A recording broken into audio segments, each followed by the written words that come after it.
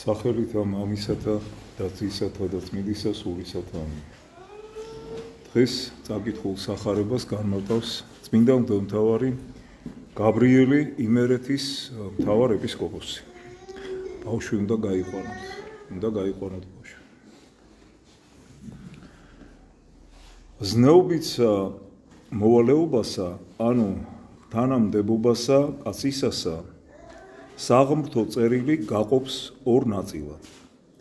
ერთი არის მოვალეობა კაცისა ღმრთის მიმართ, მეორე კაცთა მიმართ.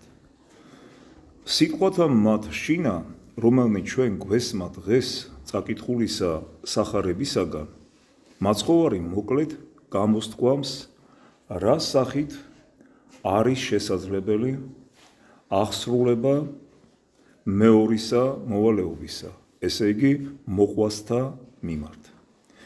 და ვითარცა იგი თქვენ გნებავთ, რაითა გიყონ კაცთა და თქვენცა ეგრეთვე მსგავსად უყოფდით. ესე იგი, რაც შენ გინდა გიყოს კაცმა, შენც ის უყავ მას. აღსრულება ყოვლისა მოვალეობისა მოყვასთა მიმართ. უწინდელს დროებასა შინა, ვიდრე ქრისტეს სოფლად მოსვლამდე, ცხოვრება კაცისა იყო დაფუძნებული თავმოყვარეობასა ზედა. წარმართთა ახსოვდათ მხოლოდ თავის თავი. ისინი მოყვასთათვის და იყენებდნენ მხოლოდ თავის სარგებლობისათვის. იუდეველნიცა, თუმცა ჟუნი მათი იყო ღმრთისაგან გადმოცემული, იტყოდნენ და იქცეოდნენ ესე. კბილი კბილისაწილ, თვალი თვალისაწილ. რასაკვირველია, რომ ვითარცა წარმართა ესევე ებრაელთა შორის იქმნებოდა გარკვეული სიყვარულიც, მაგრამ მათ უყვარდათ მხოლოდ მახლობელნი, მონათესავენი და მოყვარენი. ისინი კეთილსა უყოფდნენ მხოლოდ კეთილის მყოფელთა თვისთა და მტრისა, ანუ ყოვლისა მოყვასისა შეყვარება არ იყო მათ შორის. ჩვენ ქრისტიანეთა მაცხოვარმა გვასწავლა, უმჯობესად დაგვეცვა უმაღლესი მცნება. მოყვასი უნდა გვიყვარდეს ჩვენ ვითარცა თავი ჩვენი. რასაც ჩვენი თავისათვის ვისურვებთ, ის უნდა მოყვასისათვისაც ვისურვოთ. რაც გვინდა რომ გვიყოს ჩვენ მოყვასმა, ჩვენც ის უნდა უყოთ მას. იწყე ძმაო აღსრულება ცნებისა ამის პირველად მით, რომ არა ქმნა არცა ერთი საქმე მავნებელი და შემავიწროებელი შენის მოყვასისა. იცხოვრე შენცა და ნუ სხვას უშლი ცხოვრებას. ფრიად გეწყინება შენ თუ ვინმე დაგიშალა აღსრულება, რომლისამე შენთვის სასარგებლო საქმისა. ნურც შენ დაუშლი მოყვასა შენსა, ნურცა ერთსა კეთილსა საქმესა. დიდად სჯავრობ, როდესაც ვინმე მოყვასთა შენთაგან სთქვა შენზე ცუდი რაიმე. ნურცა შენ განიკითხავ და იტყვი ცუდს მოყვასა შენსა ზედა.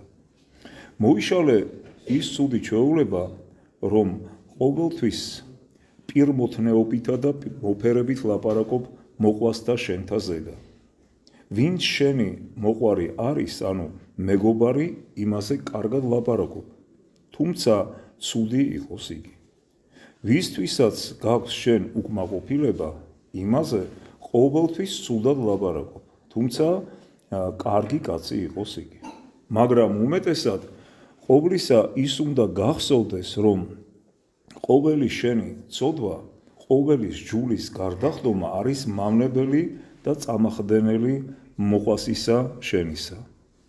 ეცადე რომ შენის ცუდის ცხოვრებითა არ დააბკოლო სულიერი წარმარტება და ცხოვრება მოყვასისა შენისა. ვინაიდან ყოველი შენი ცოდვა არის მავნებელი მაგალითი და მით უმეტესად მავნებელი რაზომათსა უმაღლესი არის ამ ქვეყანაში ხარისხი და მდგომარეობა შენი.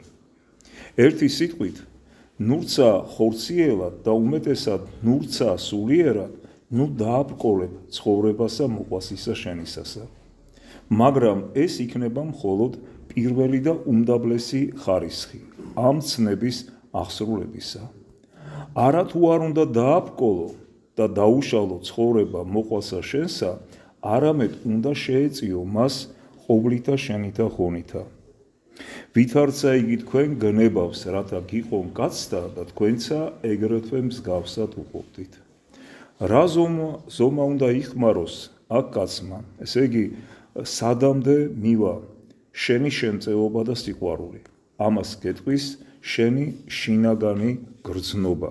როდესაც შენ ძმაო ვისმე განიკითხავ და ემდურები ვისმე განიკითხვასა ამას და სამდურავსა იმაზე დააფუძნებ, რომ იმ კაცმა, რომელსაც შენ ემდური, არ აღასრულა თავისი მოვალეობა შენდა მიმართ.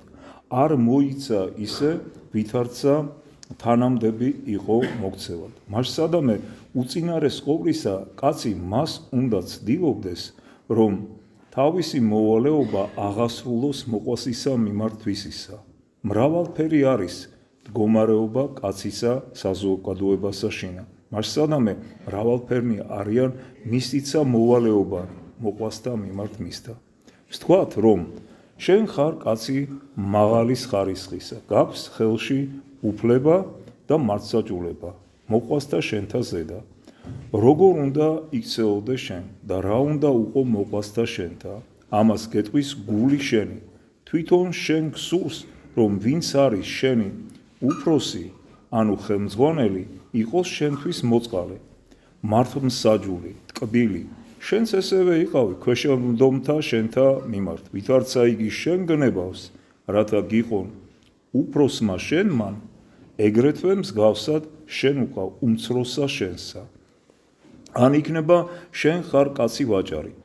ვაჭარსა ხშირად შეემთხვევა საჭიროება და შემწეობის სხვათა მოვაჭრეთაგან თხოვნის სურვილი.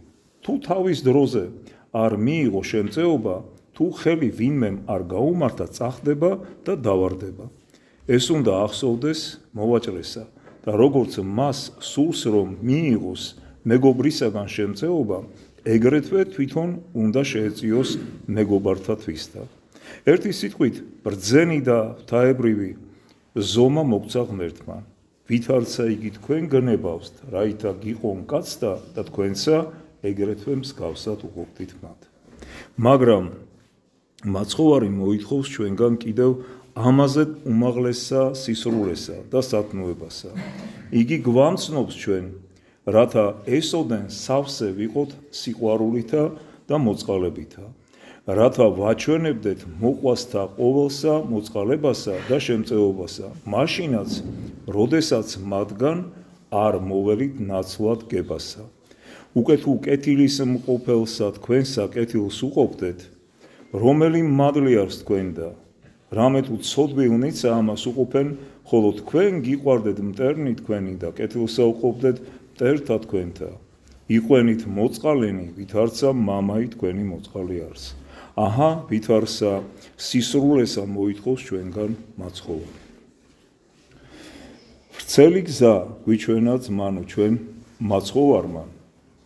ქრისტიანეთათვის არ არის საკმარისი ის, რასაც ყოფენ ცოდვილნიცა და ურწმუნონი. ჩვენ უნდა ვეძიებდეთ სულიერსა სისრულესა და არ უნდა ვიქმნეთ კმაყოფილნი ერთითა მხოლოდ გარეგანი აღსრულებითა მცნებათა. წარმართსაც და ყოველსა ცოდვილსაც ახსოვს კეთილის მყოფელი თვისი და ცდილობს მსგავსი მიაგოს. წარმართიც შეიყვარებს მოყვარესა თვისა, მაგრამ ჩვენ ქრისტიანენი ვართ ქრისტიანენი და მტერნიცა ჩვენი უნდა შევიყვაროთ. ესოდენი ძალა უნდა ჰქონდეს სიყვარულსა და სათნოებასა ჩვენსა, რომ მტრის გული დაალბოს და მოყურად გარდააქციოს იგი. ამინ. აი ასეთია ქადაგება წმინდა მღვდელმთავრისა გაბრიელისა დღევანდელ სახარებასთან დაკავშირებით. ჩვენ გვიკვირს, რომ რამდენად არის შესაძლებელი მტრის სიყვარული.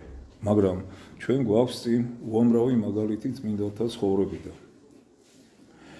და თუ კარგად დავაკვირდებით, შეიძლება ჩვენს ირგვლივაც მოვიძიოთ ისეთი ადამიანები, რომელნიც მართალია არ უცხადებენ, მაგრამ თუ სიყვარული არ აქვთ მტრის მიმართ, ესეთი გამოხატული, ყოველ შემთხვევაში ცდილობენ, რომ აპატიონ მას მის მიმართ ჩადენილი დანაშაული, შეუნდონ მას და სიყვარულიც კი გამოუხატონ და თანადგომა, როდესაც მას გაუჭირდება.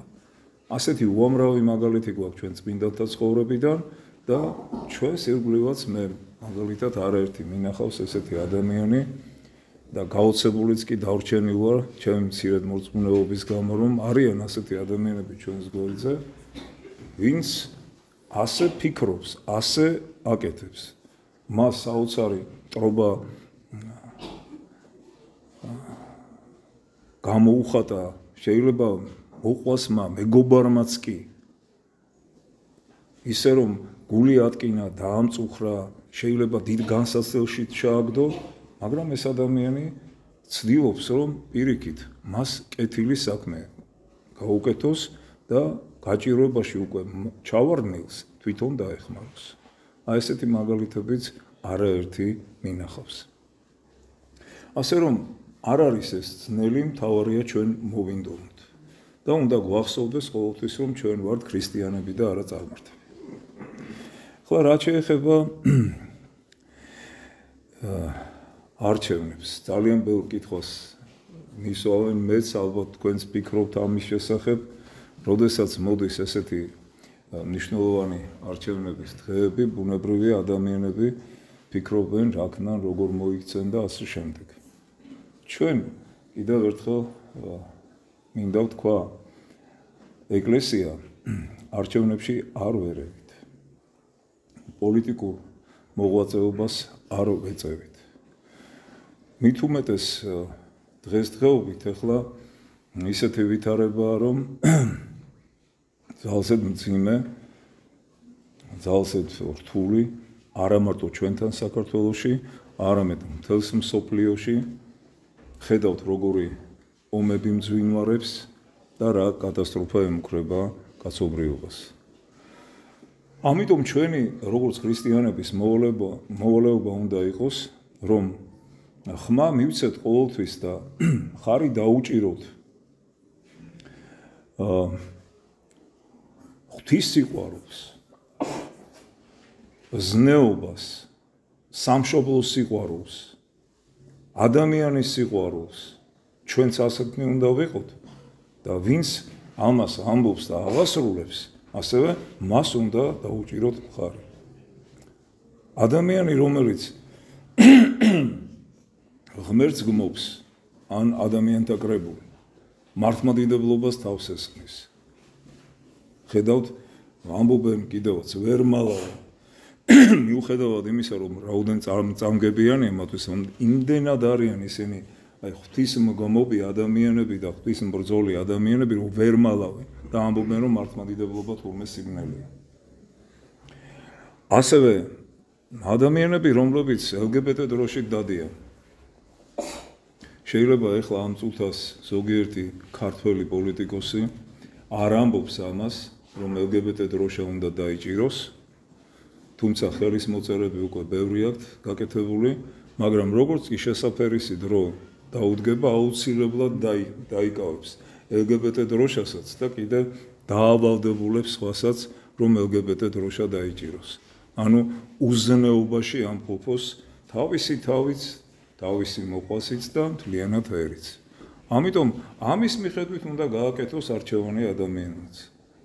ხარი უნდა დაუჭიროს იმ საზოგადოებას, რომელსაც ღვთის სიყვარული გააჩნია, სამშობლოს სიყვარული გააჩნია და ზნეობა გააჩნია. ტრადიციების, ჩვენი ღირსეული ტრადიციების და ფასეულობების ხარდაჭერა გააჩნია. აი ეს მინდოდა მოკლედ მეთქვა. ღმერთმა დაგლოცოთ და გავხუროთ. გაიხარეთ.